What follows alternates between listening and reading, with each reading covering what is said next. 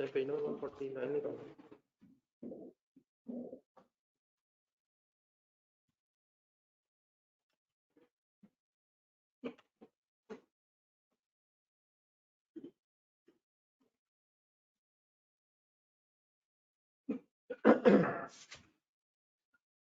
Register भी खोलने पड़ेगा सर। ये बड़ा ऑनलाइन स्टूडेंट से आवाज आ रही है।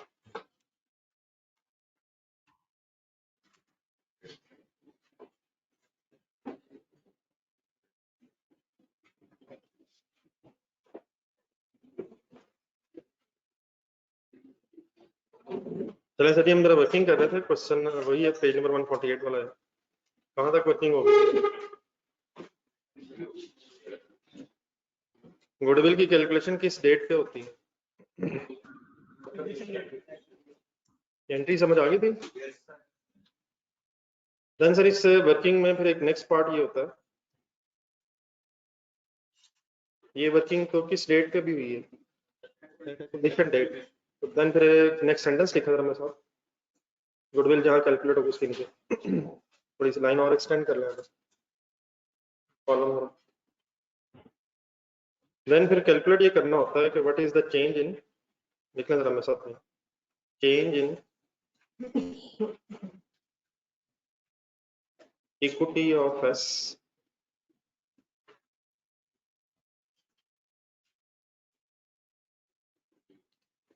since acquisition till the statement of financial position date.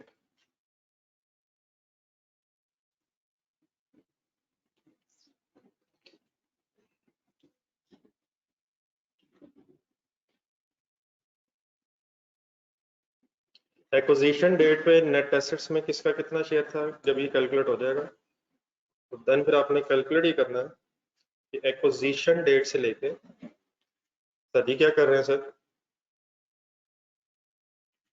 एक आगे आने प्लीज, वहाँ भी और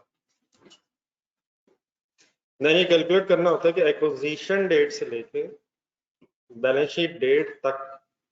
क्वेश्चन जरा देखें 148 page. According to the questions date में किस डेट से किस डेट तक की बात कर रहा हूँ? 1 जनवरी 2001 से लेके 31 दिसंबर 2001। ठीक है, तो देखना भी है कि एक्विजिशन से लेकर बैलेंस शीट डेट तक फर्दर इक्विटी में कोई चेंज आया या नहीं आया। ठीक है, हेडिंग समझ गए? तो इसको देखने का तरीका आप समझे जरा, क्वेश्चन रखे सामने, किसकी इक्विटी की बात हो रही है? एस मीन सब्सिडी से, तो एस की जरा इक्विटी की तरफ है।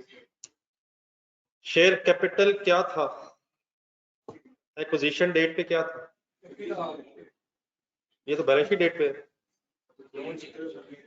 तो यही था और यही है। था मींस एक्विजिशन डेट, है मींस बैलेंस शीट डेट। तो कितना शेयर कैपिटल था और है, इसका मतलब इसमें कोई चेंज नहीं है। प्रीमियम कितना था, कितना है, तो no change in premium as well. Retained earnings क्या थी, कंसंट्रेट 1 लाख थी, थी थी थी का मतलब एक्विजिशन डेट। अब है कितनी, तो क्या इसमें कुछ चेंज आया, तो तब्दीली आई है सर, तब हमें तब्दीली कैलकुलेट करनी है। तो किस किस में कोई चेंज नहीं है,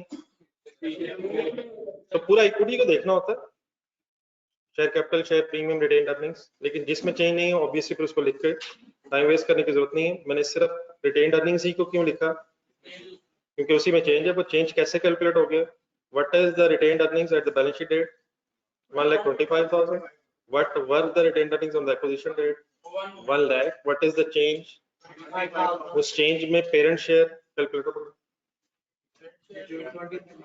25,000 का 80%, तो 20,000 आ गया पेरेंट के कॉलम में और 5,000 आ गया एनसी के कॉलम। हमें क्या करना, देखो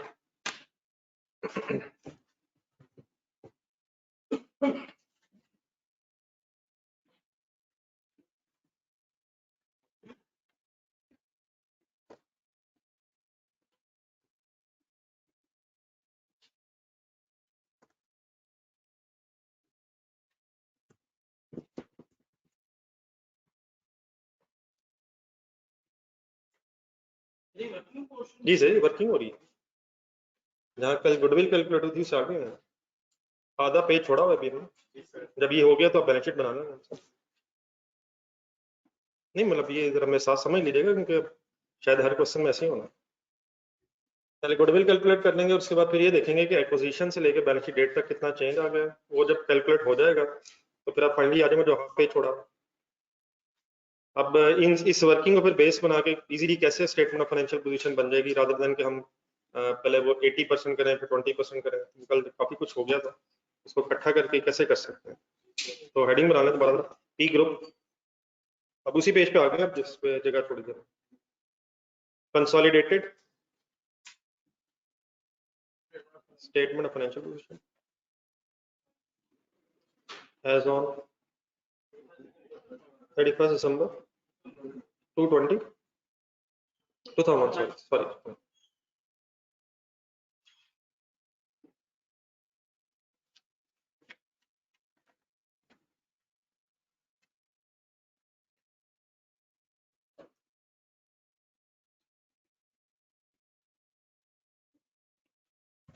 इसका तरीका कांडी जो मैं बताऊंगा वो साथ साथ मैंने देखना है।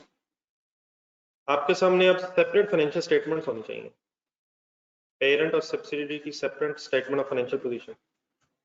उसको देख के अपने जहां जहां कुछ चेंज किया बस वो इनकॉर्पोरेट करना। तो सबसे पहले अगर नॉन करंट एसेट बताएं, पहली फिगर कौन सी नजर आती है? 1 मिनट का काम है मेरा, कंप्लीट करवा देता हूँ, सब बाद में देख लेते हैं कहाँ कहाँ से कैसे फिगर्स होंगी, वो काइंडली 1 मिनट देखूंगा। आपके सामने क्वेश्चन है इस वक्त, इन्वेस्टमेंट नजर आ रही है,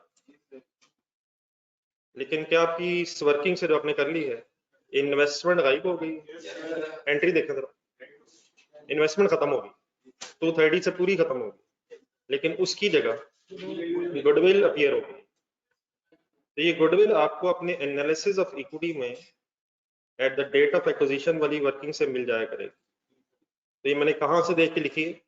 एनालिसिस ऑफ इक्विटी में जो फिगर लिखी वहां से देख के लिखी। डेफिनेटली उसकी बेस पर हमने एंट्री भी लिखी है, लेकिन एंट्री शायद हम आहिस्ता आहिस्ता बस जहन में रखेंगे और वर्किंग बस पेज पे करें, अनलेस एंट्रीज आर रिक्वायर्ड। वरना बार बार शायद एंट्री लिख के क्लियर होना चाहिए कि हो क्या रहा है, लेकिन शायद एंट्री बार बार लिखने की जरूरत नहीं है। तो ये कहाँ से मिल जाया करेगा? अगर गुडविल की फिगर है तो कहाँ से मिल जाएगी? एनालिसिस ऑफ इक्विटी में सिंस एक्विजिशन से ऊपर फिगर मिल जाएगा। ठीक है, आगे चल। अदर एसेट्स नजर आए। अब ये 100% कंसोलिडेशन है, चाहे पेरेंट के पास 100% शेयर्स ना भी हों। तो 570 प्लस 240 एज इट इज, इसे प्लस करके एक टोटल फिगर आ जाएगी। डेफिनेटली इसमें एनसी का शेयर है, तो वो कैसे प्रेजेंट हो जाएगा वो बाद में बताता हूँ। तो there is no need of any segregation कि यहाँ हम 80% 20% लहदा करें, 100% ऐड हो गया। अब डेफिनेटली इसमें एनसी का शेयर है जो लहदा प्रेजेंट हो, तो वो इंशाल्लाह मैं अभी आगे दिखाता हूँ, टोटल हो जाएगा बाद में। आगे चलेंगे, इक्विटी बनवा दो।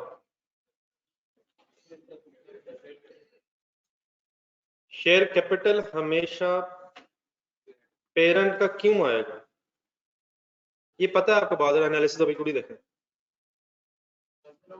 पेरेंट का जो अपना हिस्सा है वो तो वैसे ही कट गया, 80% तो वैसे ही कट जाना है, और जो बाकी बचना है वो एनसी में क्रेडिट हो जाना। जरा डबल एंट्री देखें जरा दोबारा,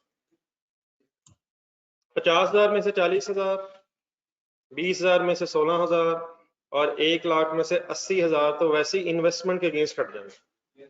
जो जो बचना है कितना कितना बचना है? 10,000, 4,000, 20,000 जो बचा था वो इकट्ठा करके एनसी में क्रेडिट हो। तो यहाँ सिर्फ शेयर कैपिटल और शेयर प्रीमियम बस किसका नजर आया करेगा? क्योंकि जो एनसी से रिलेटेड शेयर कैपिटल और शेयर प्रीमियम है वो एनसी की फिगर में अलग नजर आया, वो मैं दिखाता हूँ। बहरहाल अकॉर्डिंग टू एंट्री 50,000, 40,000 ये कट गया वो सारा, 50, 20 एंट्री देखें एंट्री, तो वैसे फिगर्स खत्म हुई नहीं। तो शेयर प्रीमियम है 100,000। सीआरई की इंपॉर्टेंट कैलकुलेशन होती है, इसको अपने गौर से देखना होगा। सीआरई वैसे स्टैंड्स फॉर क्या? सबसे पहले आपने पेरेंट की अपनी रिटेन्ड अर्निंग्स ढूंढनी है बैलेंस शीट में, और 40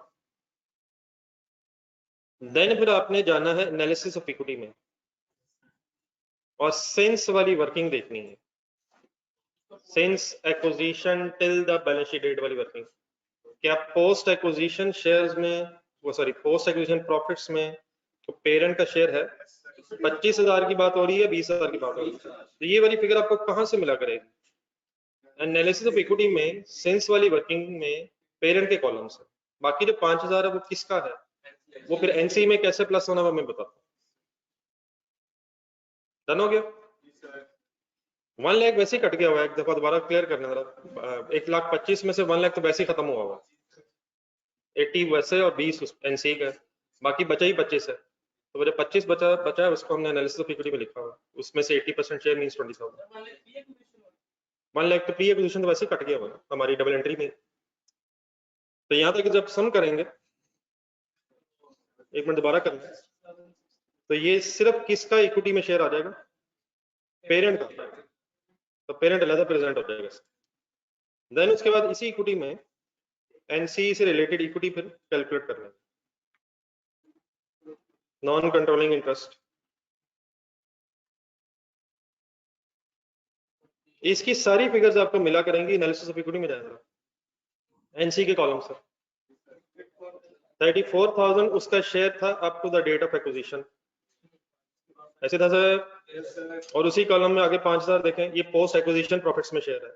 इन other words balance sheet date पे आते आते एनसी का इस बिजनेस में 39,000 का शेयर बन गया है। तो ये दोनों फिगर्स या जितनी भी इंशाल्लाह फिगर्स हुआ करेंगी, ये आपको कहां से मिला करेंगी? एनालिसिस ऑफ इक्विटी वाली वर्किंग में एनसी के कॉलम से। जब यहाँ तक हो जाएगा फिर उसके बाद आपने एक टोटल इक्विटी कैलकुलेट कर लेनी बिजनेस की, ग्रुप कह लें 799, और फाइनली जरा करंट लायबिलिटीज देखें, या सिर्फ लायबिलिटीज। तो स्टेटमेंट ऑफ फाइनेंशियल पोजीशन आपने सामने रखनी है जी। हाँ जी, 60 एज इट इज, अब वो ब्रेकअप की जरूरत नहीं है, 60 plus 45 as it is plus होके 105 टोटल हो जाएगा। अब इसमें एसेट्स भी कंबाइंड है, लायबिलिटीज भी कंबाइंड है, और उसमें फिर एनसी का हिस्सा अलग प्रेजेंट हो रहा है और पेरेंट का बैलेंस शीट। तो there is no need of any 80%, 70%, 100% consolidation हो जाएगी, और उसमें जो एनसी का शेयर है वो हमने एनालिसिस ऑफ इक्विटी में आइडेंटिफाई किया होगा, वो प्लस करके देते हैं। तो ये बनाना बना जी, ठीक है, वो ठीक है। ये प्लीज क्लियर हो गया ना कि कहाँ से क्या मिला मुझे, देख लो।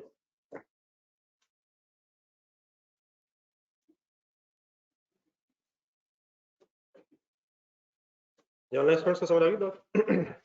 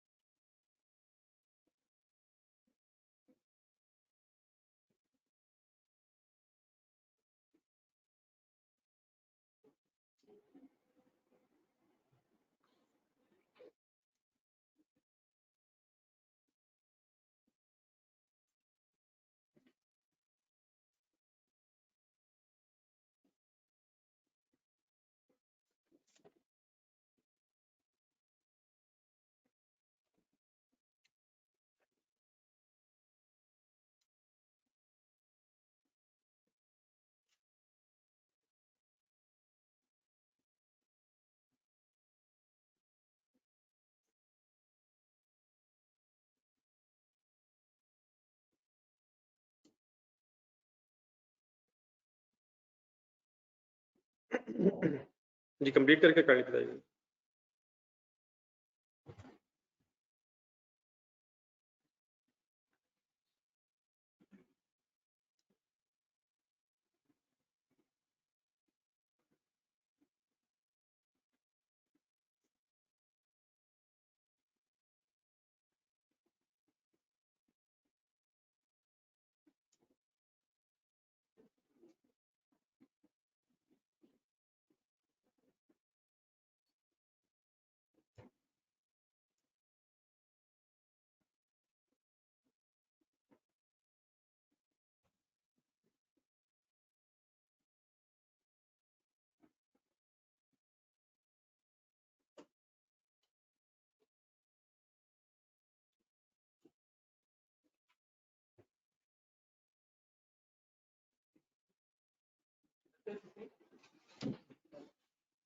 आज क्लास है, आज पूरी करना है।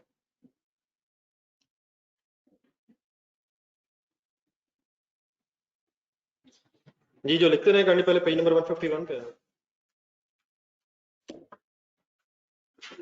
ये नोट कर लिए बेटा online student?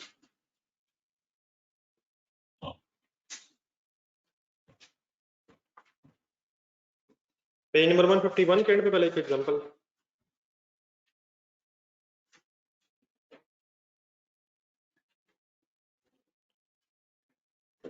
Noted please.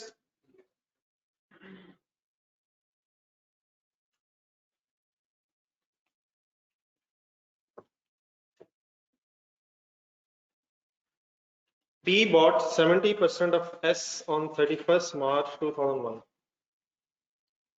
Page number 151 के एंड पे। Parent bought 70% of S on 31st March 2001. Date डालेंगे। This is called as acquisition date. S profit for the year was 12,000. Statement of financial position of P and S 31st December 2001. This is consolidation date.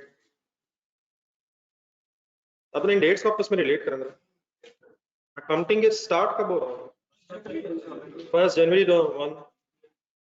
तो क्या acquisition during the year?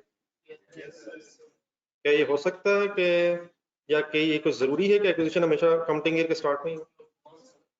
तो acquisition date जरा words लिखो 31 मार्च के साथ। तो अभी concept remain same. अगर इस तरह हो जाए तो क्या फर्क पड़ता है? हाँ जरा डाटा देखो। प्रॉपर्टी प्लांट इक्विपमेंट है, इन्वेस्टमेंट इन एस पे सर्कल लगा लो। पेरेंट ये 50,000 कितने परसेंट शेयर्स के अगेंस्ट दिया होगा? तो क्या 30% एनसी का शेयर भी होगा? फिर अदर एसेट्स हैं, शेयर कैपिटल है, रिटेन्ड अर्निंग्स है, लायबिलिटीज है। सब्सिडरी की रिटेन्ड अर्निंग्स की तरफ आएगा। कंसंट्रेट कीजिएगा फुल। 30,000 क्लोजिंग रिटेन्ड अर्निंग्स है, ऐसे ही सर 12,000 ढूंढने पर वो प्रॉफिट फॉर द ईयर है। क्या इस 30,000 में 12,000 प्रॉफिट फॉर द ईयर आ रहा होगा? ये क्लोजिंग रिटेन्ड अर्निंग्स। तो एक्विजिशन डेट पे रिटेन्ड अर्निंग्स क्या है? नहीं नहीं सर, नहीं नहीं, रिलैक्स। अपने दिन में रिटेन्ड अर्निंग्स का कॉलम बनाएंगे। What are closing retained earnings? Retained earnings of subsidiary on the balance sheet date 30,000 done sir. What is profit for the year? 12,000. Definitely हो सकता बहुत कुछ। Any information of dividend? अगर हो तो definitely सब कुछ हो सकता है, लेकिन if there is no information of dividend तो रिवर्स जाना है। 18,000 क्या होगा? सही वर्ड बोलिएगा। ये ओपनिंग है, ओपनिंग है, ये ओपनिंग है, ओपनिंग है, ओपनिंग है, ओपनिंग। ओपनिंग की डेट बोलना था 1 जनवरी 2001। What is acquisition date? 31 मार्च। तो ओपनिंग तो सारा का सारा प्री एक्विजिशन ही है।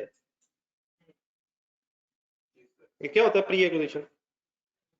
एक्विजिशन से पहले क्या 18,000 की रिटेन्स एक्विजिशन से पहले कमाई जा चुकी थी? तो 18,000 डन सर, ये तो प्री एक्विजिशन ही है, लेकिन शायद सिर्फ यही प्री एक्विजिशन नहीं है। इस 12,000 के बारे में सोचा था। ये कब से कब तक का प्रॉफिट है? 1 जनवरी से लेकर 31 दिसंबर तक का होगा, पूरे साल का है। तो इस पूरे साल में भी जो पहले 3 महीने जनवरी, फरवरी, मार्च, वो भी प्री एक्विजिशन पीरियड है, और 31 मार्च के बाद जो 9 मंथ्स बनते हैं वो पोस्ट एक्विजिशन पीरियड है। तो 18,000 तो सारा का सारा प्री है ही, लेकिन क्या इस 12,000 प्रॉफिट फॉर द ईयर में भी 3 मंथ्स का प्रॉफिट प्री एक्विजिशन है, और बाकी फिर 9 मंथ्स का जो प्रॉफिट होगा वो पोस्ट एक्विजिशन। अब डेफिनेटली अगर हमें इंफॉर्मेशन हो कि इस 12,000 में से फर्स्ट 3 मंथ्स का प्रॉफिट कितना है और 9 मंथ्स का कितना है, क्योंकि ये कुछ जरूरी नहीं कि हर महीने सेम प्रॉफिट हुआ। अगर फॉर एग्जाम्पल उसने बताया कि 4000 लेट्स अज्यूम, इसमें से पहले 3 महीनों में प्रॉफिट कमाया और बाकी 9 मंथ में सिर्फ 8000 कमाया, तो ऑब्वियसली फिर हम उस पर कोई इतराज नहीं करेंगे। लेकिन अगर इन्फॉर्मेशन ना हो तो हम मजबूरन बस क्या ही कर सकते हैं, इसे मंथली बना सकते हैं। कैसे? 12000 कितने अरसे का, तो डिवाइड बाय 12 करते हैं और मल्टीप्लाइड बाय क्या कर सकते हैं। तो इसको भी हमें क्यों डिवाइड करना पड़ रहा है? क्योंकि एक्विजिशन ड्यूरिंग द ईयर है, तो therefore profit for the year further pre और पोस्ट में डिस्ट्रीब्यूट हो जाएगा। तो ये 3000 बनेगा जी और 9000 बनेगा, तो 18000 भी प्री है, 3000 भी प्री है। तो what is the total pre acquisition profit on 31 मार्च? ये लिखेंगे साइड पे थोड़ी सी बात, इसी पेज पे लिखेंगे।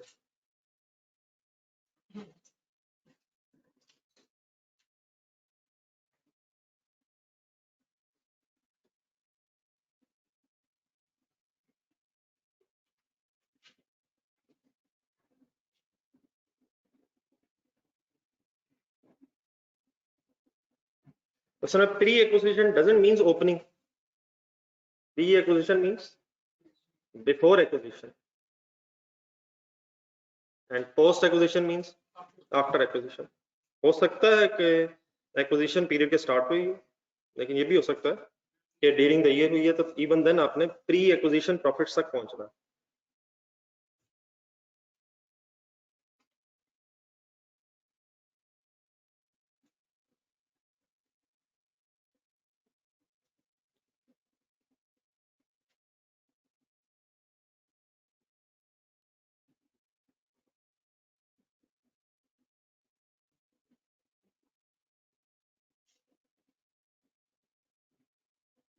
ये ऑनलाइन स्टूडेंट्स को समझ आ गया बेटा?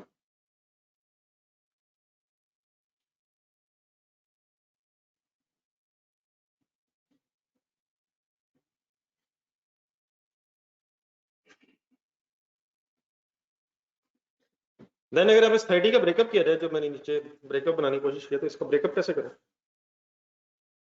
21 प्री है और 9 post.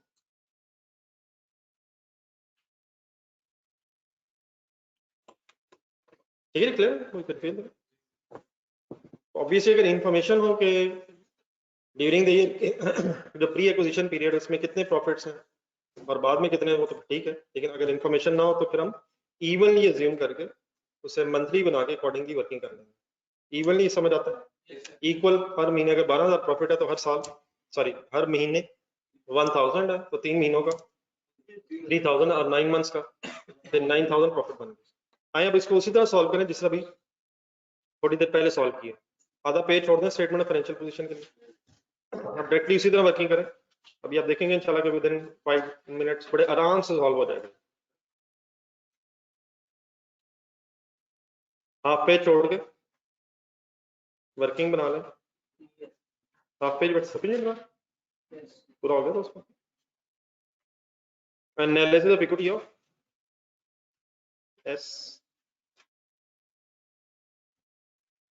parent has 70% shares and subsidiary therefore has, sorry subsidiary नहीं, subsidiary has NCA has, subsidiary में दो तरह के शेयर होल्डर हैं, पेरेंट और पेरेंट के अलावा जो लोग भी हैं वो लोग NCE कहलाते हैं।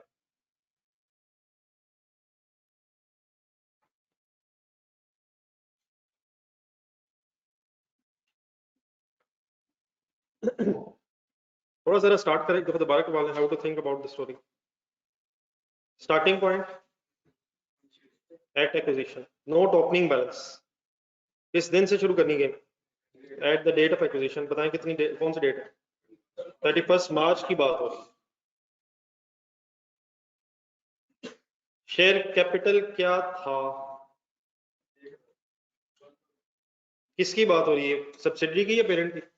नहीं, दोनों की इस वक्त नहीं हो रही, सिर्फ किसकी इक्विटी की बात हो रही है। तो what was the share capital? था और है, क्योंकि इंफॉर्मेशन नहीं है। प्रीमियम की बहस ही नहीं है, क्वेश्चन में है ही नहीं। रिटेन्ड अर्निंग्स क्या थी? 21,000। देयरफॉर इक्विटी टोटल थी 22,000, 70% मल्टीप्लाई करें। पेरेंट शेयर था 15,400, देयरफॉर एनसी का शेयर था 6600। एक सेकंड कंप्लीट करवा दूं थोड़ा सा, समझ आ गई तक? देन आगे क्या ढूंढना होता सोचें जरा, या देखना पिछली वर्किंग में यहाँ क्या सोचना होता था? Cost of investment, cost of investment ढूंढना। 50,000 किसने किसके शेयर्स खरीदे? पेरेंट ने खरीदे 50,000 के, कितने परसेंट खरीदे? तो इसका कंपैरिजन पेरेंट वाले कॉलम में होना, ठीक है? डिफरेंस नहीं, क्या parent has paid more? How much? तो this 34,600 is goodwill.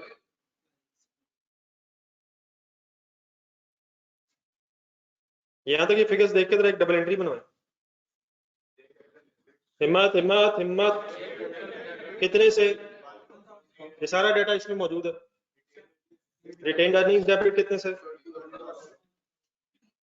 Investment credit कितने से? 50,000, 50,000, 50,000।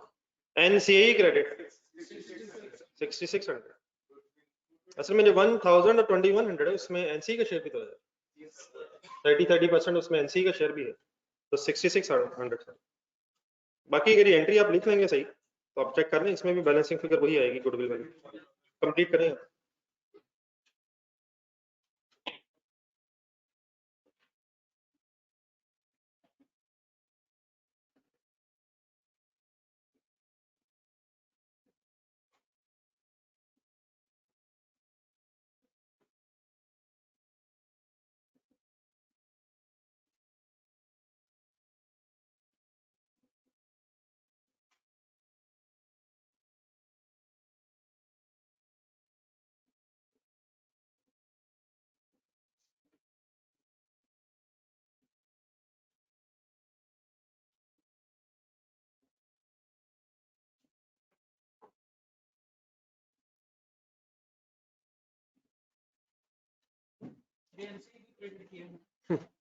हम कल किधर थे? नहीं, हम यहाँ नहीं थे। हम जहाँ थे नहीं ऑनलाइन, तो मुझे पता कहाँ थे हम। ऑनलाइन के साथ जो मजाक हो रहा है,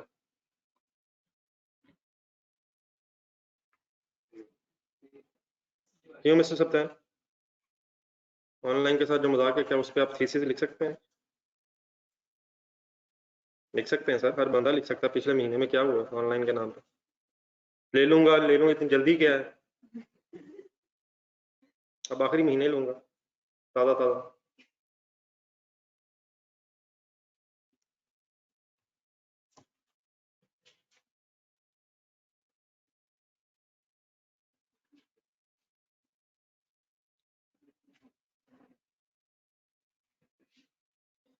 इस शेयर कैपिटल और रिटेन्ड अर्निंग्स में 30% हिस्सा एनसीए का भी है, और एनसीए की भी इक्विटी है, तो एनसीए की इक्विटी क्रेडिट हुई है।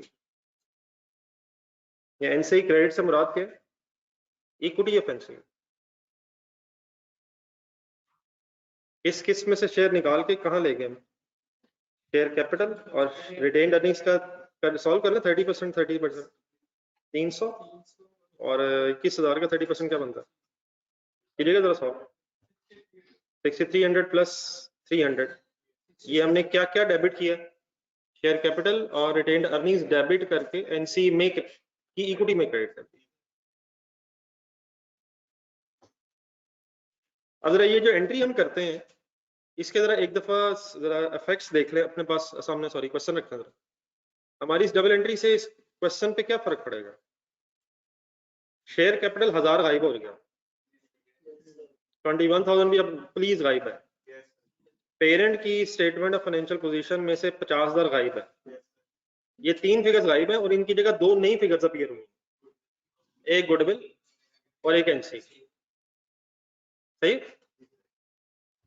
आगे वर्किंग कौन सी करनी होती है? वो पूरे जरा वर्ड्स देख के जो भी पिछले में लिखे थे वो पूरे वर्ड्स देख के जरा लिखवाएं, जरा याद करना है। चेंज इन इक्विटी अफेयर्स देख के लिखे वहां से।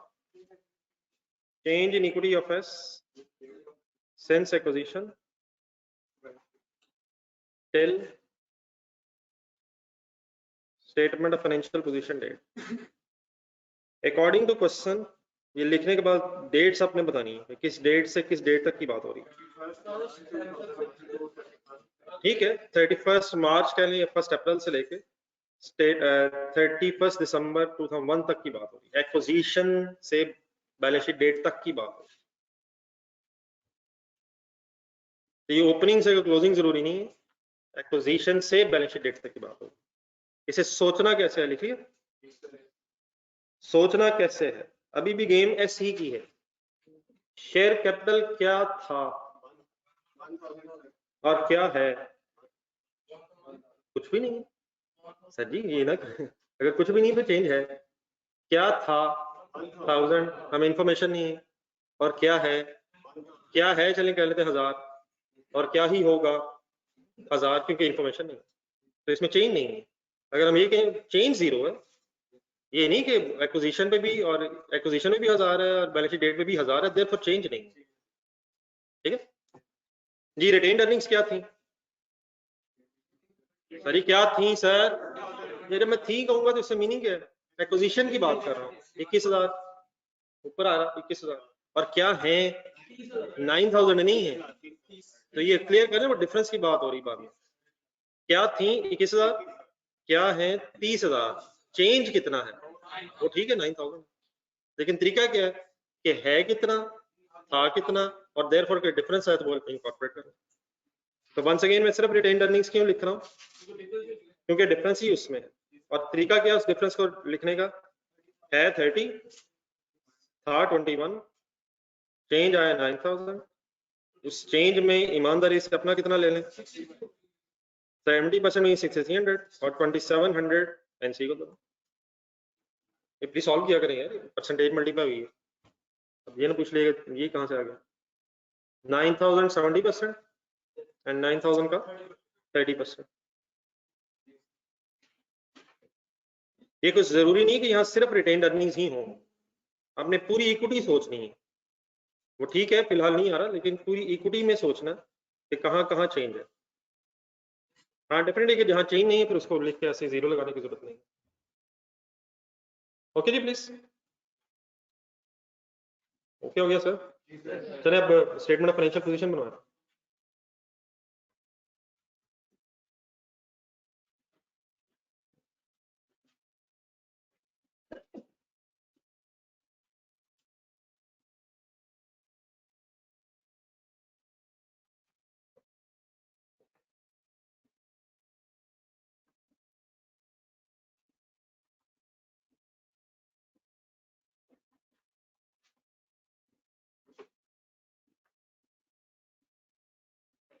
जी अब क्वेश्चन वाली स्टेटमेंट सामने रखनी है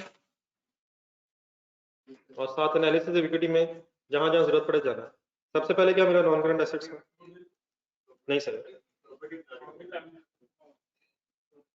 property plant equipment 100 plus 20 thousands में लिख रहा हूँ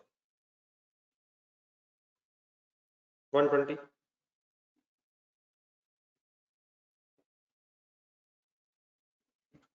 और लोग जज्बाती हो गए हैं, बोर्ड से देख के लिखना शुरू हो गए। सर क्वेश्चन से देख के लिखें क्या होगा, बल्कि लिखवाएं। आगे क्या मिला? यार उबैद को दाता नाम मिल जाता है, कभी वो दरमियान में मिल जाता है, कभी नीचे मिल जाता है, वो नहीं मिलता जो चाहिए। इन्वेस्टमेंट की जगह गुडविल कहां से मिली? एनालिसिस ऑफ इक्विटी से मिली 34.6 थाउजेंड में। अगर पूरा लिखूंगा 34.6 लिखिए। इन्वेस्टमेंट गई किधर वैसे? कैंसिल होगी भी, वो क्रेडिट होगी भी उसकी जगह, लेकिन क्या अपीयर हुआ है? गुडविल अपीयर हुआ है। Other assets 30 plus 12 42। ये इस तरह ब्रेकअप बना के लिखा, डायरेक्टली प्लस करके कैलकुलेटर बना लिखे, ब्रेकअप भी बना 196,600।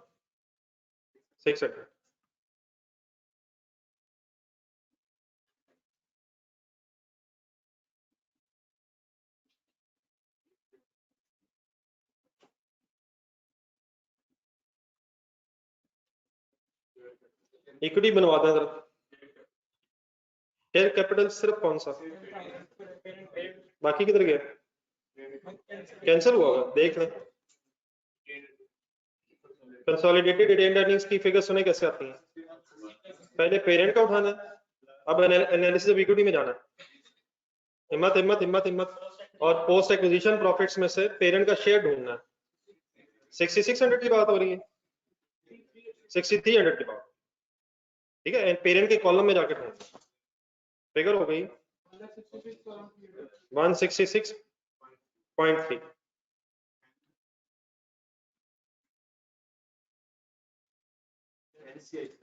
नहीं, पहले इसका टोटल इक्विटी ऑफ पेरेंट 176.3।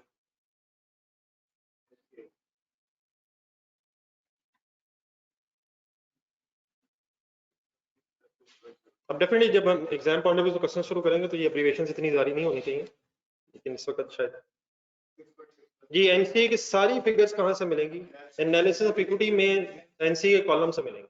ढूंढना 6600 था up to the date of acquisition, और after the date of acquisition further share मिला 2700, तो 9.3000।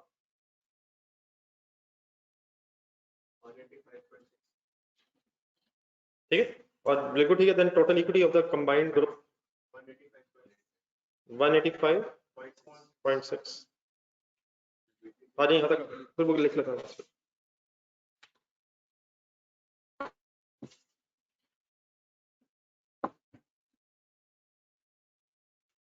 वो बुक्स देख नहीं, देख लिए सॉल्यूशंस, वो भी जरा देखा नहीं दोस्त।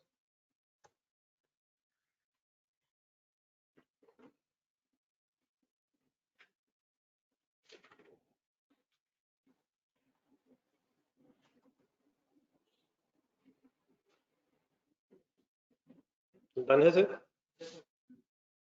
लाइबिलिटीज भी चला खुद से लिख के बाइंड करें।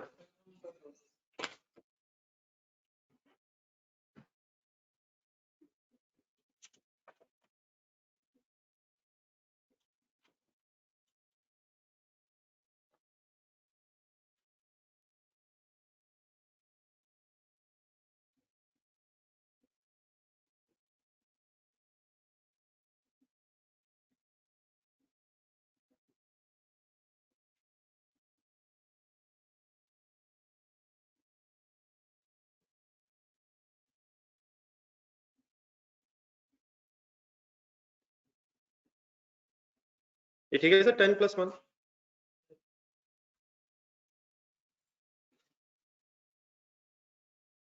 तो 11 लाइबिलिटीज हो गई, 11,000 टोटल 196.6।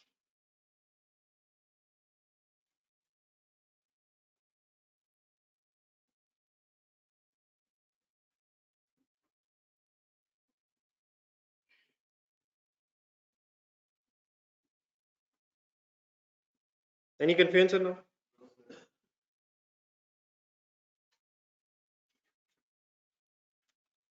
पेज नंबर 152 पे, बल्कि 153 पे, क्वेश्चन नंबर 1 और question number 2 page number 153 and 4 homework लिखें।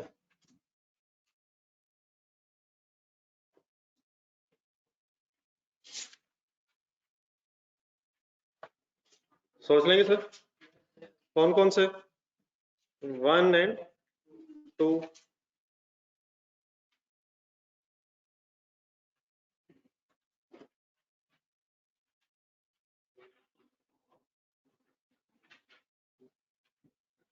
पेज नंबर 154 पे इकट्ठे होते हैं।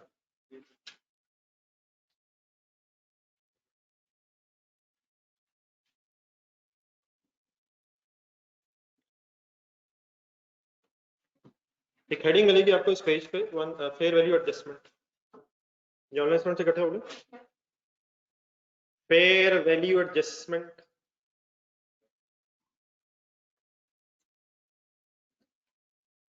इस स्टोरी को समझने के लिए आप इस तरह के रजिस्टर में से जो अभी आपने क्वेश्चन सॉल्व किए, एनालिसिस ऑफ इक्विटी जरा साथ रखें। अभी जो क्वेश्चन आपने सॉल्व किया है उसमें से एनालिसिस ऑफ इक्विटी वाली वर्किंग जरा साथ रख दीजिए। इस हेडिंग में सबसे पहले लिखा हुआ है goodwill is the excess of cost of investment 50,000 over parent's share in fair value को छोड़ दो in net assets of subsidiary at the date of acquisition. अब दोबारा से शुरू करें। गुडविल इज एक्सेस, वो कहता है गुडविल एक्सेस होती है किससे? कॉस्ट ऑफ इन्वेस्टमेंट से जितनी एक्सेस हो over parent's share in net assets of subsidiary on the date of acquisition. What was the equity on the date of acquisition? 22,000। सजी प्लीज सर, लेकिन ये 22,000 की बात हो रही है। पेरेंट्स शेयर 15,400 की बात हो रही है।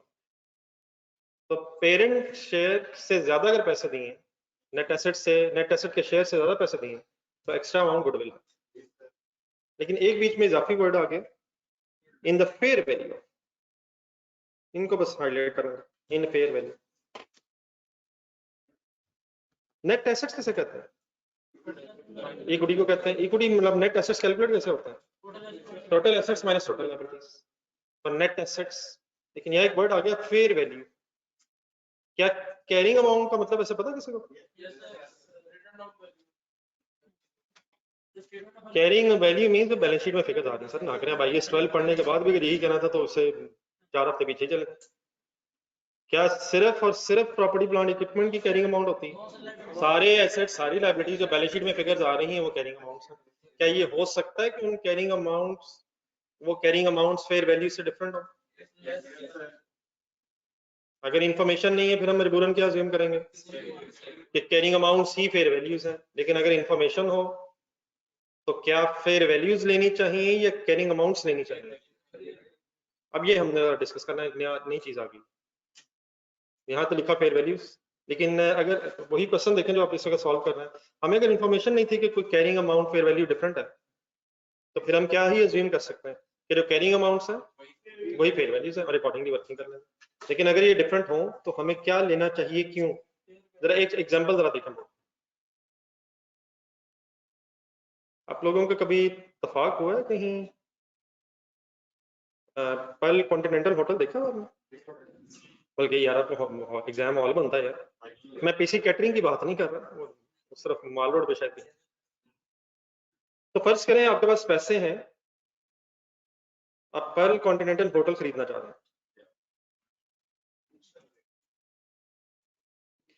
डैडी ने कहा कुछ किया करो यार, ये लो पैसे लो, प्लीज कुछ करो। आपने डिसाइड किया कि छोटा सा काम शुरू करते हैं।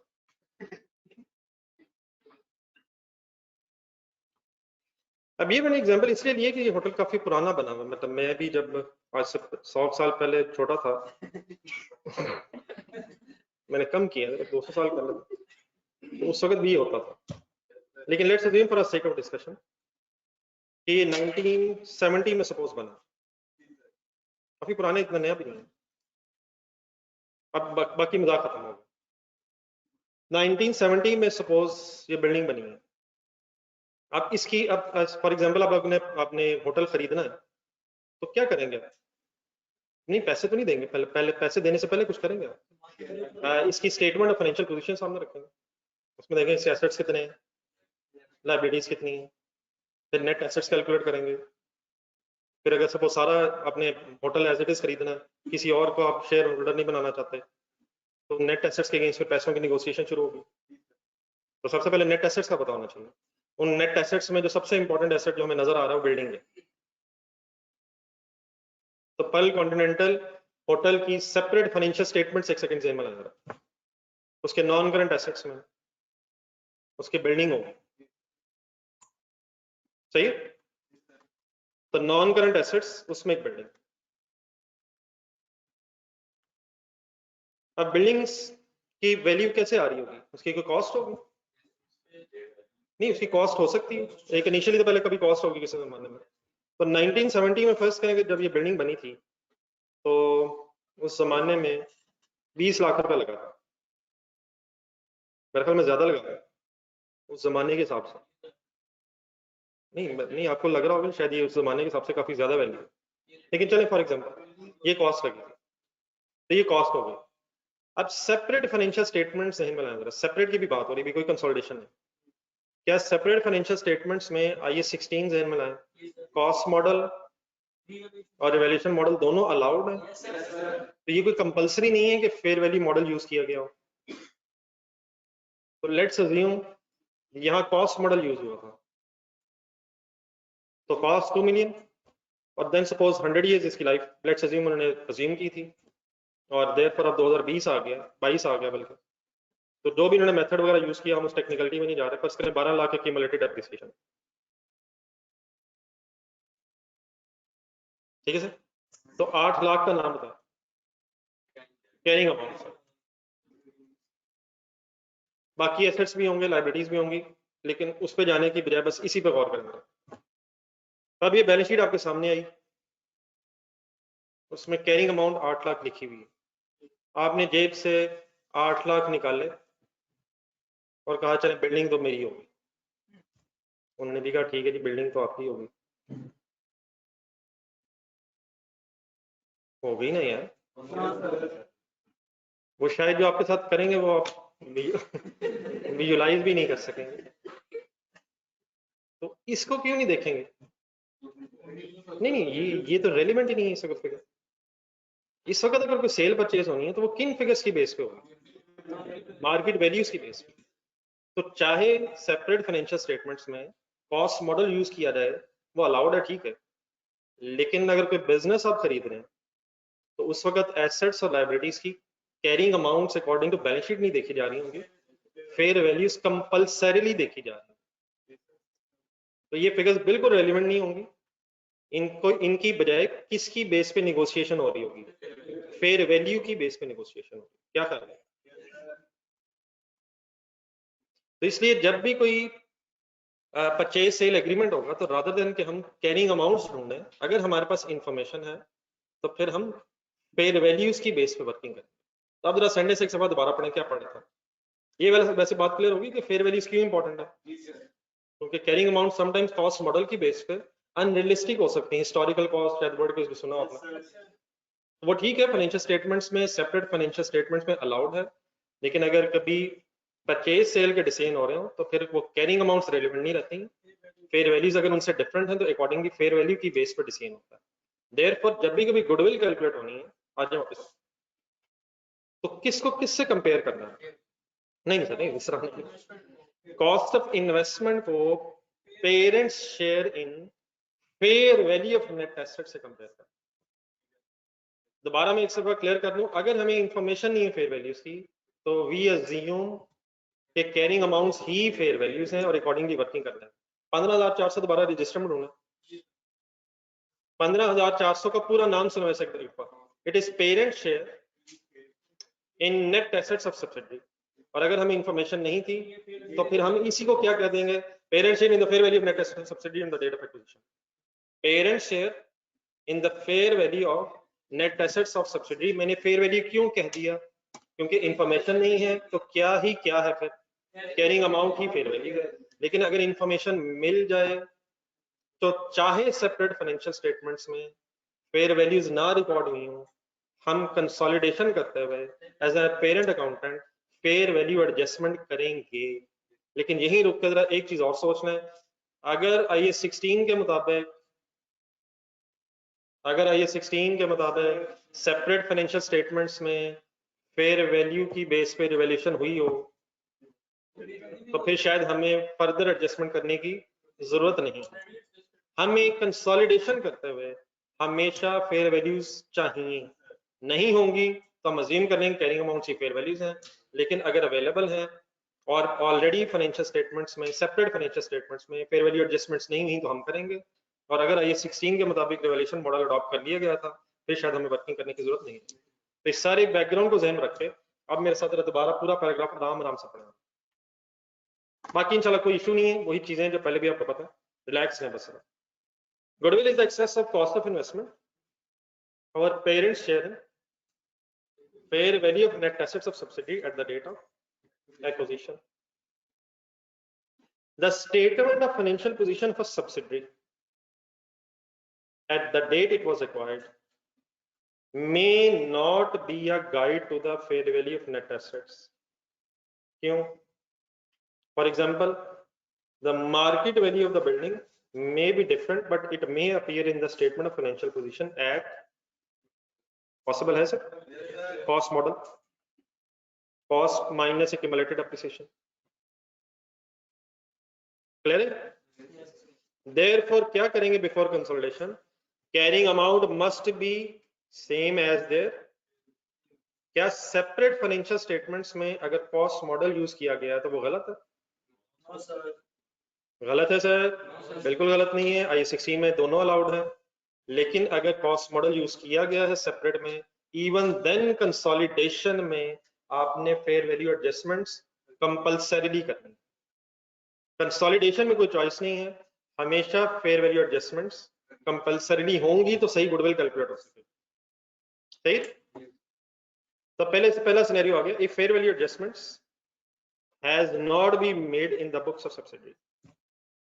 इन अदर वर्ड्स, अगर हैज नॉट बीन मेड तो यहाँ कौन सा मॉडल यूज हुआ होगा?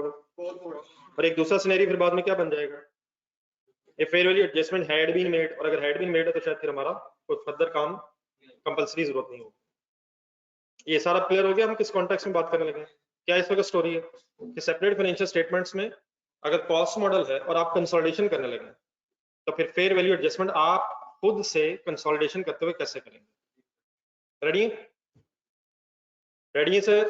अच्छा, एक चीज और भी, ये काम किस दिन होना है? गुडविल किस दिन कैलकुलेट होती है? तो ये एक्विजिशन डेट पे ही फेयर वैल्यू एडजस्टमेंट होनी है। पहले एसेट्स फेयर वैल्यू पे आएंगे, फिर उनमें से पेरेंट शेयर आएगा, फिर उसका कंपैरिजन कॉस्ट ऑफ इन्वेस्टमेंट से होगा, तो at the date of acquisition सही गुडविल कैलकुलेट हो सकेगी। सब साथ हैं प्लीज? हम किस कॉन्टेक्स्ट में बात कर रहे हैं कि फेयर वैल्यू एडजस्टमेंट नहीं है? अब अगर क्वेश्चन में इंफॉर्मेशन दी हुई है तो दो पॉसिबिलिटीज होंगी। नंबर 1, एसेट्स सेम मिलाएंगे, कैरिंग अमाउंट कम है और फेयर वैल्यू ज्यादा है, और सेकंड ऑप्शन के सेकंड पॉसिबिलिटी क्या हो सकती है? कैरिंग अमाउंट ज्यादा है, फेयर वैल्यू कम है। तो वही स्टोरी चलनी है। अगर ये एडजस्टमेंट्स पहले नहीं हुई तो हम at the date of acquisition अगर फेयर वैल्यू ज्यादा है तो जितने से ज्यादा फेयर वैल्यू है क्या डबल एंट्री कर लेंगे? Asset debit surplus credit. और अगर लॉस है तो लॉस डेबिट एसेट क्रेडिट। नीचे अपने दो एंट्रीज लिखेंगे। हमें कैसे पता चलेगा कि सरप्लस है या लॉस? अगर फेयर वैल्यू ज्यादा है तो सरप्लस है, और अगर फेयर वैल्यू कम है तो लॉस है। किस दिन की कैरिंग अमाउंट और फेयर वैल्यूज? एक्विजिशन डेट की फेयर वैल्यूज और कैरिंग अमाउंट्स का कंपेयर करेंगे और अकॉर्डिंगली सरप्लस लॉस का डिसाइड करेंगे। कोई कंफ्यूजन? आई रिक्वेस्ट यहाँ तक ऊपर से लेके जो हेडिंग आई है वहां से यहाँ तक जरा पढ़ लेगा। कोई यहाँ तक कंफ्यूजन जहन में बनती है तो पहले फाइनल करें।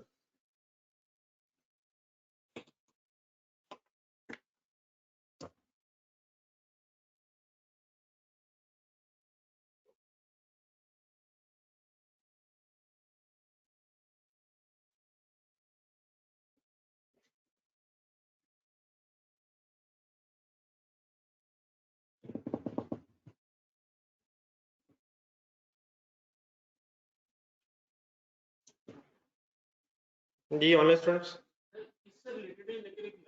फिर रहने दे। अच्छा फिर ठीक। जिसमें हमने वो परसेंटेज पेरेंट कंपनी की 70% तो एक्सपेक्टेशन हमारा हाँ नहीं सर, हाँ नहीं अभी 1 मिनट में बात करें। लेकिन अब जहन में रखें कि कंसोलिडेशन 100% हो रही है तो इनिशियली हम 100% प्लस कर देंगे, लेकिन ये बिल्कुल आपकी बात ठीक है कि उसमें जो एनसी का शेयर होगा वो ज़्यादा प्रेजेंट होना चाहिए। वो सब कुछ इंशाल्लाह वैसे ही होगा। अभी बिल्कुल रिलैक्स है आप, तो बादला में पूरी हो जाए फिर एक क्वेश्चन हो जाएगा तो सबसे बेस्ट क्वेश्चन। जी सर, अगर एक्विजिशन डेट पे कैरिंग अमाउंट और फेयर वैल्यूज में डिफरेंस है तो हम एक्विजिशन डेट पे एसेट डेबिट सरप्लस क्रेडिट, अगर रिवैल्यूएशन सरप्लस है तो, और अगर लॉस है तो लॉस डेबिट और एसेट क्रेडिट एंट्री कर लेंगे। अब आगे नेक्स्ट हेडिंग लिखी हुई है डेप्रिसिएशन एडजस्टमेंट। अब प्रॉब्लम क्या है? देखिए सपोज एक्विजिशन डेट थी 1 जनवरी 2019। एक्विजिशन डेट किसे कहते हैं? जिस डेट पे शेयर खरीदे। और लेट्स अज्यूम आपसे कंसोलिडेशन करवाई जा रही है 31 दिसंबर 2021। मैंने जानबूझकर जरा डेट्स थोड़ी सी आगे की लिखी हैं, जरा सही कॉन्टेक्स्ट में बात मेरी समझिएगा। What is acquisition date? पहली बैलेंस शीट डेट कौन सी यही होगी जिस पे कंसोलिडेशन हुई होगी? 31 दिसंबर 19, 31 दिसंबर 2020 और फिर 31 दिसंबर 2021। क्या हर बैलेंस शीट डेट पे subsequent to the acquisition consolidation होगी? कब से कंसोलिडेशन स्टार्ट हो जाती है? एक्विजिशन डेट के बाद जब बैलेंस शीट डेट्स आएंगी उन डेट्स पे कंसोलिडेशन होगी अनलेस पेरेंट अपने मेजर शेयर्स बेच दे। तो एग्जामिनर ने सपोज आपसे 1 जनवरी 19 को एक्विजिशन हुई थी, लेकिन आपसे कंसोलिडेशन वो मांग रहा है 3 साल बाद की, तो आप कह देंगे मैं नहीं करता। आप ऐसी कोई बात नहीं करेंगे, आप बिल्कुल रिलैक्स होकर कर देंगे। तो ये एग्जामिनर की चॉइस है कि वो कितने अरसे बाद की कंसोलिडेशन हमसे मांग रहा है। तो इस केस में कितने अरसे बात की है? 3 साल बाद की। अब हम फेयर वैल्यू एडजस्टमेंट किस दिन करेंगे? At the date of acquisition. At the date of acquisition. हम फेयर वैल्यू एडजस्टमेंट्स क्यों कर रहे होंगे? क्योंकि पहले फेयर वैल्यूज पे फिगर्स नहीं आ रही। अगर सब्सिडी के एसेट्स की कैरिंग अमाउंट और फेयर वैल्यूज में फर्क होगा तो हम वर्किंग कर रहे होंगे। लेकिन 19 को भी करनी पड़ेगी। नहीं नहीं सर, नहीं कर, रिलैक्स। हमने फेयर वैल्यू एडजस्टमेंट किस दिन करनी है? कंसोलिडेशन डेट पे नहीं, एक्विजिशन डेट। और एक्विजिशन डेट आपके लेवल पे एक ही दफा आनी है। कंसोलिडेशन डेट और एक्विजिशन डेट सही तरह क्लियर करना है। एक्विजिशन डेट क्या है? जिस दिन शेयर्स खरीदनी है। हाँ, अगर मेजर शेयर्स खरीदनी है तो अब इस डेट के बाद जो भी बैलेंस शीट डेट्स आएंगे उन डेट्स पे कंसोलिडेशन होगी। लेकिन आपने फेयर वैल्यू एडजस्टमेंट किस दिन करनी है? At the date of acquisition, क्योंकि उसी दिन गुडविल कैलकुलेट होगी, उसने एक्विजिशन डेट पे कैलकुलेट होगा। तो असल इशू एक मिनट क्या है, मेरा ख्याल है जो मैं कहना चाह रहा हूँ वो शायद आप उसी तरफ जाना चाह रहे हैं। अब प्रॉब्लम क्या है? क्या कंसोलिडेशन डेट पे आते आते कुछ अर्सा अगर गुजर गया तो हमें फिर कुछ डेप्रिसिएशन एडजस्टमेंट का भी सोचना होगा। असल में इशू क्या है? 1 जनवरी 19 पे एसेट्स रिवैल्यूड नहीं थे in the separate financial statement of subsidiary, क्योंकि उस पे कॉस्ट मॉडल था। तो उसकी सेपरेट फाइनेंशियल स्टेटमेंट्स में कोई रिवैल्यूएशन हमने नहीं की। हमने रिवैल्यूएशन किस वक्त की होगी? जब हम कंसोलिडेशन कर रहे हैं on the date of acquisition. नहीं वर्ड समझ आ रहे? मीन्स टू से क्या 2019, 20 और 21 ये 3 साल as it is separate financial statements of subsidiary में कॉस्ट मॉडल पे ही गुजर गए होंगे। सेपरेट फाइनेंशियल स्टेटमेंट्स में कॉस्ट मॉडल यूज हो रहा है, हमें कोई इतराज? हम सेपरेट फाइनेंशियल स्टेटमेंट्स में कोई IAS 16 जाके और फेयर वैल्यू मॉडल नहीं अप्लाई कर रहे। हम सिर्फ क्या कर रहे हैं? कंसोलिडेशन करते हुए फेयर वैल्यू एडजस्टमेंट्स कर रहे हैं। तो हमने फेयर वैल्यू एडजस्टमेंट अगर की 1 जनवरी 19 को और लेट्स अज्यूम 3 लाख का सरप्लस आ गया, कंसोलिडेशन के एंगल से या सेपरेट फाइनेंशियल स्टेटमेंट्स के एंगल से? कंसोलिडेशन के एंगल से। किस डेट पे आया? 1 जनवरी 19 पे एक्विजिशन डेट पे आया। अब कंसोलिडेशन हम कितने अरसे बाद कर रहे हैं? 3 साल बाद। तो क्या जितने से हमने एसेट बढ़ाया, कितने से बढ़ाया? फॉर एग्जांपल 3 लाख से जो बढ़ाया है, क्या इस 3 लाख पे already separate financial statements of subsidiary में डेप्रिसिएशन चार्ज हो गई होगी? उधर चार्ज क्यों नहीं हुई होगी? कॉस्ट मॉडल है, होनी भी नहीं चाहिए। तो हमने एक्विजिशन डेट पे अगर इवैल्यूएशन की है और इवैल्यूएशन के रिजल्ट में फॉर एग्जांपल अगर सरप्लस आया है तो विच मींस हमने एसेट बढ़ाया है। तो जितने रुपए से हम एसेट बढ़ा रहे होंगे उतने रुपयों पे हम एक्स्ट्रा डेप्रिसिएशन का डिसीजन भी लेंगे। कब से कब तक? एक्विजिशन डेट से लेके बैलेंस शीट डेट तक। अगर फर्ज करें हमसे एग्जामिनर ने रिक्वायर किया होता है सिर्फ 1 साल बाद ही बैलेंस शीट बनाए, तो फिर हम सिर्फ 1 साल की डेप्रिसिएशन एडजस्टमेंट करते हैं, कब से कब तक, एक्विजिशन डेट से बैलेंस शीट डेट तक। लेकिन अगर बीच में 2 साल गुजर गए तो हमने रिवैल्यूएशन एडजस्टमेंट कब करनी है, एक्विजिशन डेट में। तो डेप्रिसिएशन डिसीजन कब से कब तक लेना पड़ेगा, एक्विजिशन से लेके बैलेंस शीट डेट तक। तो अब कितने अरसे की डेप्रिसिएशन एडजस्टमेंट करेंगे, और अगर 3 साल गुजर गए थे तो, अब समझ आती है मेरी बात। हम डेप्रिसिएशन क्यों चार्ज कर रहे होंगे, क्या सब्सिडी ने अपनी सेपरेट फाइनेंशियल स्टेटमेंट सही नहीं बनाई होंगी, उसने सही बनाई होगी, लेकिन according to the cost model. हमने अगर रिवैल्यूएशन कर ली है इन कंसोलिडेटेड फाइनेंशियल स्टेटमेंट्स, तो एक्विजिशन से लेके फिर बैलेंस शीट डेट तक जितने भी ईयर्स बीच में आए हैं, उन ईयर्स में हम जितने से एसेट को बढ़ा रहे होंगे उस पर एक्स्ट्रा डेप्रिसिएशन चार्ज करेंगे। और जरा वाइस वर्सा भी एक सेकंड सोचने की कोशिश कर लेते हैं। अगर लॉस आया होगा तो फिर हमने क्या किया होगा, नहीं फिर हमने क्या किया होगा, हमने एसेट क्रेडिट किया होगा। और अगर हमने एसेट कम किया होगा तो फिर हम डेप्रिसिएशन भी, तो चार्ज कब करेंगे और रिवर्स कब करेंगे, एसेट बढ़ा रहे होंगे तो डेप्रिसिएशन बढ़ाएंगे, और अगर एसेट कम कर रहे होंगे तो प्लीज एक सेकंड दोबारा, सेपरेट फाइनेंशियल स्टेटमेंट्स में कॉस्ट मॉडल है। इट इज ऑलवेज अज्यूम कि सेपरेट फाइनेंशियल स्टेटमेंट सही बनी होंगी, लेकिन वो सही बनी होंगी according to the cost model. Revaluation adjustment अगर हम कर रहे हैं तो किस दिन करेंगे, एक्विजिशन डेट पे, और उससे या तो एसेट हमारा बढ़ रहा होगा या कम हो रहा होगा। एसेट अगर बढ़ेगा तो एक्विजिशन डेट से लेके कंसोलिडेशन डेट तक एक्स्ट्रा डेप्रिसिएशन चार्ज करेंगे, और अगर हमने एसेट कम किया होगा क्योंकि लॉस है तो फिर एक्स्ट्रा डेप्रिसिएशन हम रिवर्स कर रहे होंगे from the date of acquisition to the date of consolidation. आपको बात समझ आती? हाँ, लेकिन अगर नॉन डेप्रिशिएबल एसेट हो गई, फॉर एग्जांपल कोई लैंड थी, तो बस हम रिवैल्यूएशन एडजस्टमेंट कर देंगे और डेप्रिसिएशन के डिसीजन क्यों नहीं लेंगे, क्योंकि उस पर डेप्रिसिएशन एप्लीकेबल नहीं है। लेकिन अगर कोई डेप्रिशिएबल एसेट था तो रिवैल्यूएशन करने के बाद फिर डेप्रिसिएशन एडजस्टमेंट भी हम कंसोलिडेशन करते हुए कर रहे हैं। अब कुछ हजम नहीं यहाँ तक बात? ऐसा हो ही नहीं सकता कि 3 साल तक तो उसकी फेयर वैल्यू में मजीद तो फ्लक्चुएशन। सर जी ना करें, मैंने कब कहा, ये वही तो बात है, हम ये नहीं कर रहे। क्या ये 16 अडॉप्ट कर रहे हैं, हम ये नहीं करें कि हर बैलेंस शीट डेट पे हमने रिवैल्यूएशन करनी है, वो कर लें आप अगर करना चाहते हैं। तो मैंने ये नहीं कहा कि दोबारा नहीं हो सकती। हमारी गुडविल की जो वर्किंग है वो एक्विजिशन डेट पे, इस वक्त हम ये डिस्कस कर रहे हैं कि वो जो फेयर वैल्यूज की बेस पे गुडविल आनी चाहिए। अगर आप उसके बाद भी रिवैल्यूएशन करना चाहते हैं तो वो सेपरेट फाइनेंशियल स्टेटमेंट्स में आप डिसीजन लेंगे। गुडविल भी तो एक asset नहीं सर जी, गुडविल हर साल नहीं आनी। गुडविल की रिवैल्यूएशन की इस वक्त बात नहीं हो रही है। गुडविल एक दफा कैलकुलेट हो जाएगी, और ठंडे दिल से जरा सोचना, आपने जब शेयर्स खरीदे होंगे तो गुडविल फिर उसी की बेस पे रहेगी। गुडविल में जो फर्दर इंक्रीज या डिक्रीज आएगा वो भी हमने फर्दर बाद में डिस्कस करना है कि गुडविल में चेंज कैसे आ सकता है। गुडविल की इस वक्त रिवैल्यूएशन की बात कर रहा हूँ, या नॉन करंट एसेट्स की रिवैल्यूएशन करके गुडविल कैलकुलेट करना चाह रहा हूँ। और अगर आप नॉन करंट एसेट्स को रिवैल्यू करना चाहते हैं तो उस पर कोई इतराज नहीं है। सब्सिक्वेंटली भी अगर आप रिवैल्यू करना चाहते हैं कर लें, लेकिन फिर क्या करें, आइए 16 वाला revaluation model separate financial statements में अडॉप्ट करवा लें सब्सिडी से।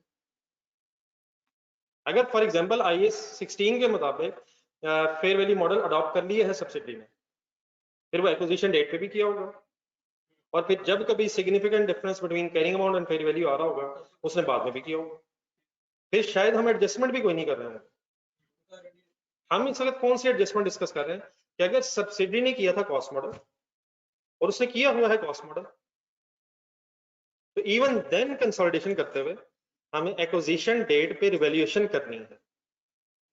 और सब्सिक्वेंटली की बात क्यों नहीं कर रहा, क्योंकि सब्सिक्वेंटली सब्सिडी ने कॉस्ट मॉडल ही यूज किया हुआ है, और सब्सिक्वेंटली हमने हर बैलेंस शीट डेट पे गुडविल दोबारा कैलकुलेट नहीं करनी। गुडविल एक ही दफा कब कैलकुलेट होनी है, what is the sense of goodwill? Goodwill में कैलकुलेट क्या हो रहा है, दोबारा अपने सामने वर्किंग देखो, उसमें हम देख ही रहे कि हमें मिला क्या है और हमने दिया क्या। नहीं मतलब हमने दिया क्या और मिला क्या, वो हमने एक ही दफा देना।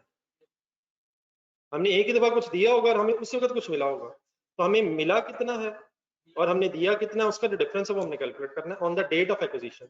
और वो बार बार नहीं कैलकुलेट होना, लेकिन वो उस दिन कैलकुलेट कैसे होना चाहिए कि जो हमें मिला है वो कितनी फेयर वैल्यू वाला मिला और उसके अगेंस्ट हमने पैसे कितने दिए। ठीक है, हाँ, लेकिन अगर एसेट को हम बढ़ा लेंगे तो फिर उस पर जितनी एक्स्ट्रा डेप्रिसिएशन चार्ज करनी है या रिवर्स करनी है, उसके डिसीजन भी हमें कंसोलिडेटेड फाइनेंशियल स्टेटमेंट्स में क्यों लेने पड़ेंगे? क्योंकि वो सब्सिडी ने अकाउंट फॉर नहीं किया होगा। सब्सिडी ने किन फिगर्स की बेस पे सही डेप्रिसिएशन चार्ज की होगी? Based on cost model. लेकिन जितने से हम बढ़ा रहे हैं या जितने से हम कम कर रहे हैं, उतने से फिर एक्स्ट्रा डेप्रिसिएशन और कम डेप्रिसिएशन का हमने डिसीजन लेना है। अच्छा, यहाँ एक सेकंड जरा आइए 16 में वापस जाए, जरा आइए 16 की बात कर रहा हूँ। इसमें एक छोटा सा डिफरेंस भी है जो मैं बातें इससे कर रहा हूँ।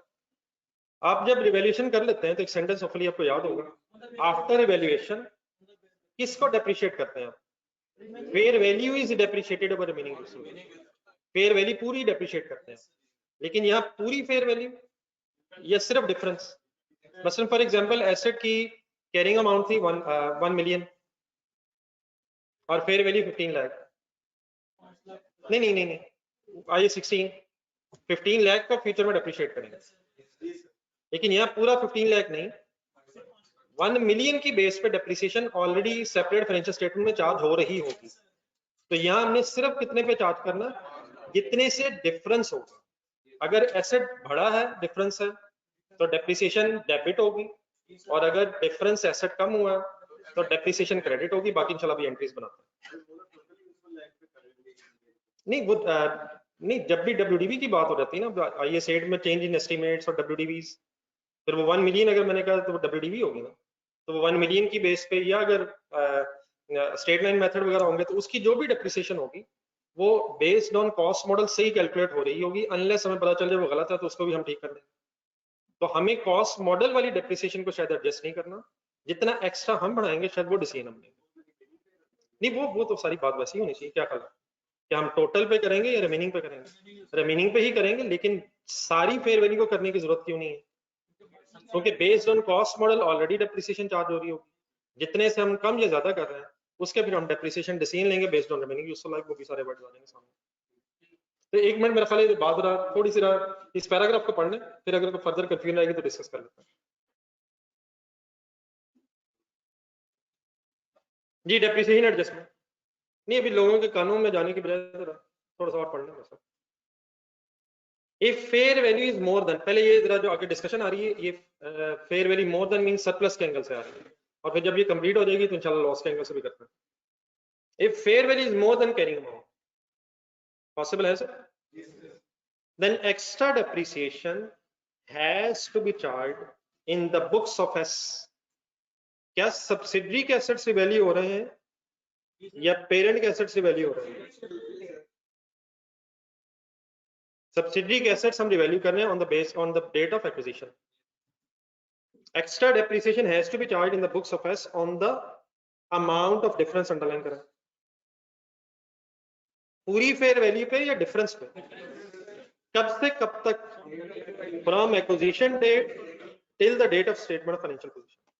तो जब भी कभी कंसोलिडेशन कर रहे होंगे हम और फेयर वैल्यूज की एडजस्टमेंट मिल जाएगी, तो फेयर वैल्यू एडजस्टमेंट करने के बाद डेप्रिसिएशन का डिसीजन भी लेना है। कब से कब तक?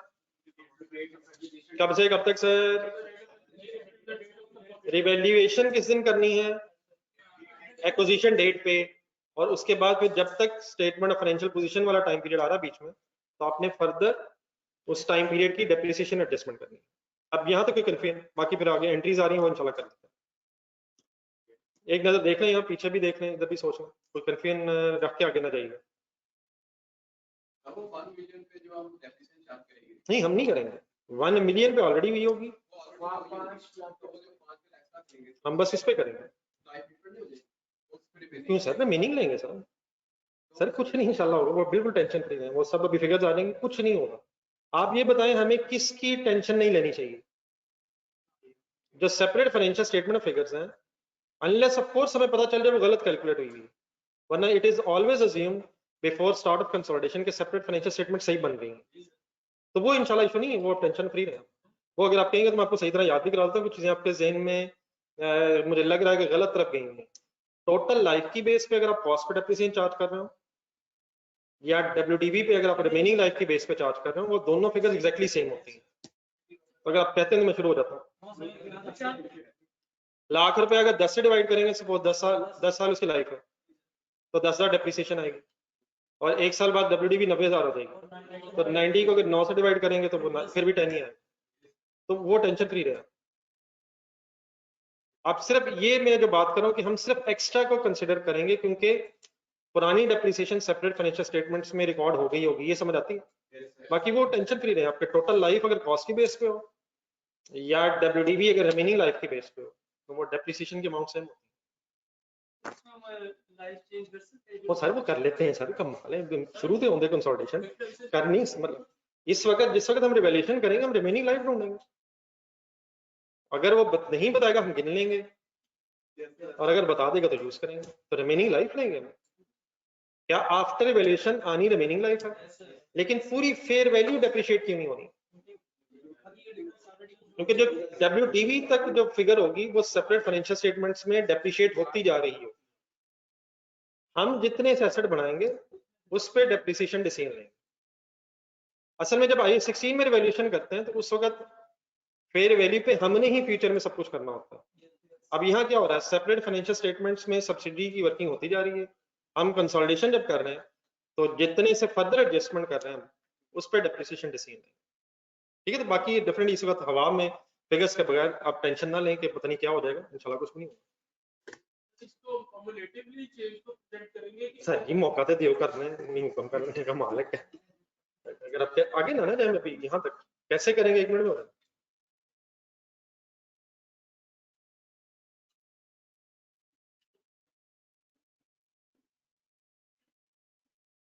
मेरा ख्याल है आप लोग आगे जाना चाह रहे हैं तो मैं खुद ही आगे चलता हूँ। इसके आगे जो बेटा लिखा हुआ ना उसको अब यहाँ से देखने की बजाय बल्कि मैं भी छुपा देता हूँ, आप भी सब लोग बंद करें। आज डेप्रिसिएशन की एंट्रीज होने लगी हैं। हम इस वक्त जिस सिनेरियो में बात कर रहे हैं वो सिनेरियो ये है कि एसेट बढ़ा है, तो लेट्स अज्यूम 3 लाख से एसेट बढ़ा है। अब इस 3 लाख पे डेप्रिसिएशन चार्ज करनी है, रिवर्स करनी है, डेप्रिसिएशन की एंट्री बोलो, depreciation debit accumulated depreciation credit.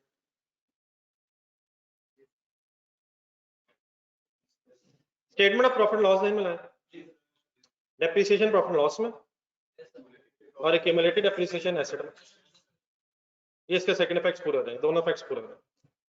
लेकिन आजकल अभी हम सिर्फ statement of financial position consolidate करना सीख रहे हैं। किसी को पता है? जितने क्वेश्चन अभी आपके सामने आए स्टेटमेंट ऑफ फाइनेंशियल पोजीशन हम बना रहे हैं। ऑफ कोर्स हमने जाना है स्टेटमेंट ऑफ प्रॉफिट लॉस में भी, लेकिन वो जब जाएंगे तो उस वक्त बात करते हैं। अब अगर आपने जो एंट्री बोली है डेप्रिसिएशन डेबिट और एक्यूमुलेटेड डेप्रिसिएशन क्रेडिट, इसको मैं सिर्फ बैलेंस शीट के एंगल से सोचूं तो ये स्टेटमेंट ऑफ फाइनेंशियल पोजीशन में भी इनकॉर्पोरेट हो सकती है। Depreciation debit means retained earnings debit. किसकी रिटेन्ड अर्निंग्स डेबिट? सब्सिडी की, क्योंकि उसके एसेट्स हैं। तो instead of that depreciation debit accumulated depreciation credit, क्या इंस्टेड ऑफ दैट डेप्रिसिएशन मिटा के मैं retained earnings of S debit accumulated depreciation credit कर सकता हूं? ये सिर्फ किस कॉन्टेक्स्ट में कर सकता हूं?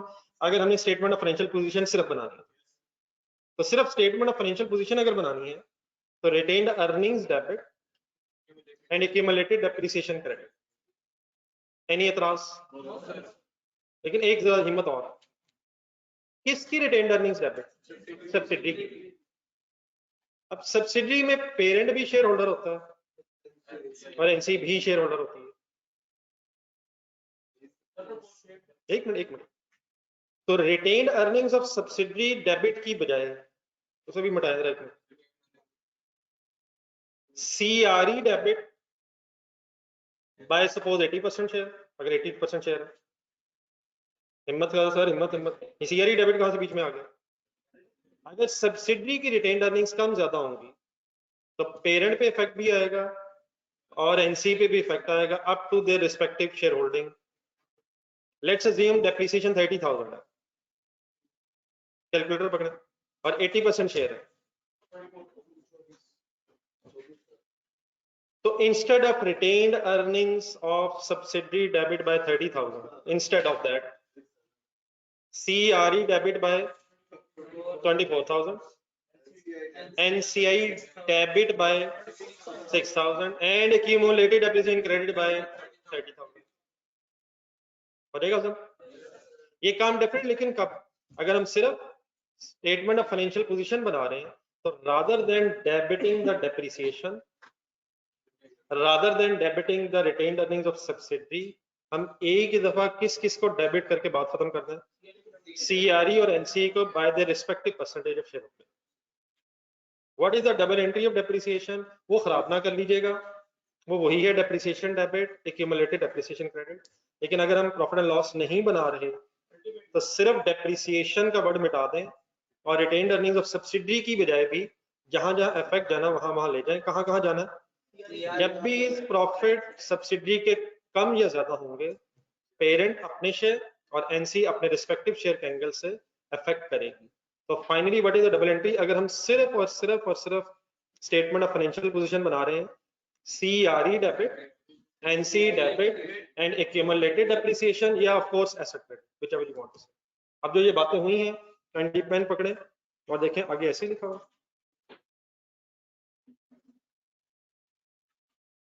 आखिरी एक एंट्री देख के फिर नेक्स्ट पेज पे चले जाएगा, पेज नंबर 155 के मिड तक आ जाए।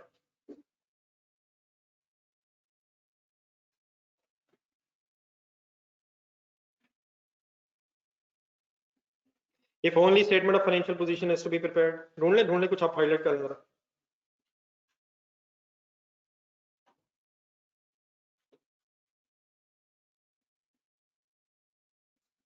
Retained earnings of first debit, accumulated depreciation credit, ठीक है यहाँ पे?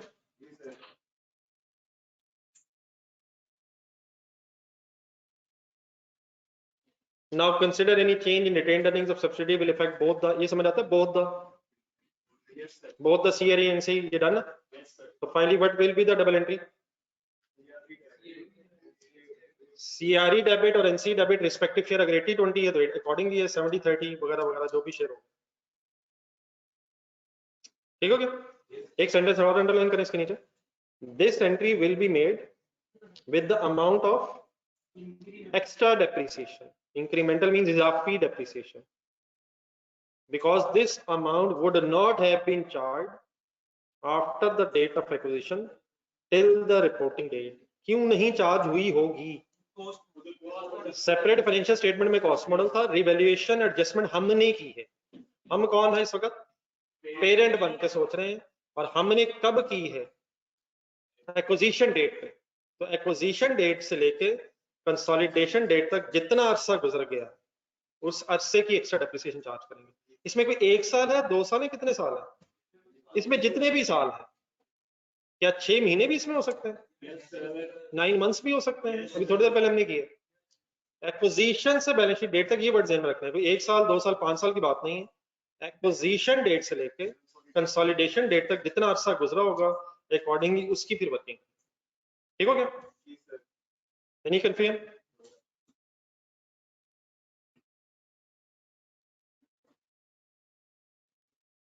या स्टूडेंट्स प्लीज। ये ठीक हो गया? अब मेरे ख्याल कुछ इस तरह की बात आपके ज़हन में शायद आ रही है। पिछले पेज पे एक सेकंड वापस है और इसको जरा रिवर्स कॉन्टेक्स्ट में सोचा है। फर्स्ट के लॉस आया था, अब मेरी तरफ देख के 1 सेकंड एंट्रीज बोला। लॉस आया था, आसान पहले सीधी entry, accumulated depreciation debit, depreciation credit. अब किसको मिटाएं? डेप्रिसिएशन को मिटा दें, लेकिन अब वो क्रेडिट हो रही है। रिटेन्ड अर्निंग्स क्रेडिट को भी मिटा दें, तो final double entry accumulated depreciation debit और सीआरई और एनसी रिस्पेक्टिवली क्रेडिट। तो एग्जैक्टली रिवर्स एंट्री हो जाएगी अगर रिवैल्यूएशन लॉस होगा। रिवैल्यूएशन लॉस की क्या एंट्री करेंगे? Revaluation loss debit asset credit, asset credit. तो एसेट अगर कम करेंगे तो डेप्रिसिएशन भी कम मींस रिवर्स करें, और डेप्रिसिएशन क्रेडिट मींस प्रॉफिट बढ़ेगा, प्रॉफिट बढ़ने से फिर सीआरई और एनसी दोनों क्रेडिट हो जाएंगे। सोच लें, ढूंढना। एक लाइन लिखी होगी एक एग्जांपल के ऊपर, reversal entry will be made. ये लिखना जरा, रिवर्स एंट्री क्या बोलिए इस लाइन के साथ? Accumulated depreciation debit, CRE and NC respectively credit.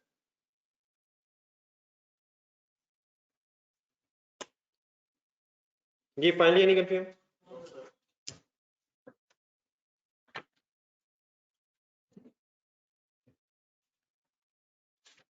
Ji online students please clear हो गए सर?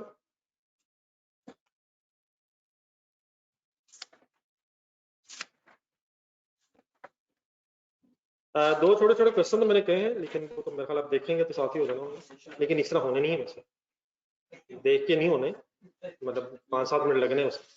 कल इस तरह करेंगे IS 12 को, फिर मैं 2-3 क्वेश्चन बताता हूँ, इसको रिवाइज करने में रिवाइज करना या पहली दफा करना, which ever is the case.